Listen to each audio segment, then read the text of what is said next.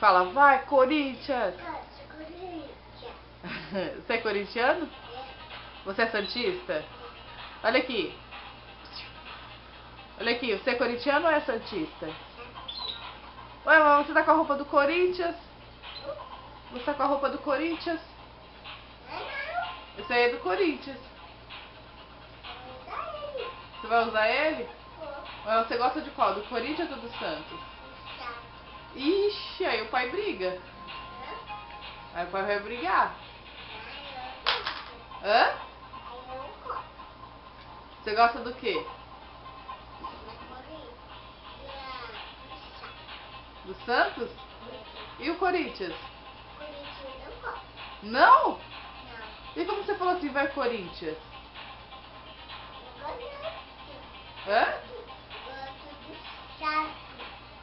Mas seu pai falou que você é corintiano? Não, eu sou chato. Hã? Eu sou chato. Agora você é Santos? Então tem que tirar essa blusa do Corinthians. Hã? Então tem que tirar a blusa do Corinthians. Você é o chato. Vai ter que tirar a sua blusa do Corinthians. Não é eu, não é eu. Não é o quê? Não é eu, chato. Você é Santos? Não. Você não falou agora que você é Santos?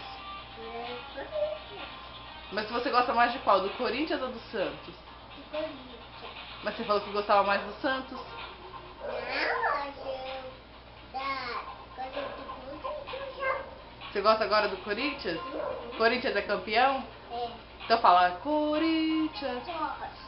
Fala, Corinthians. Corinthians é campeão? É. Então fala, é campeão. Fala, Campeão. é Corinthians? Corinthians. Vai, Corinthians. Corinthians. Ou é vai Santos? Vai chato. É vai Santos ou vai Corinthians? Vai Corinthians. Corinthians?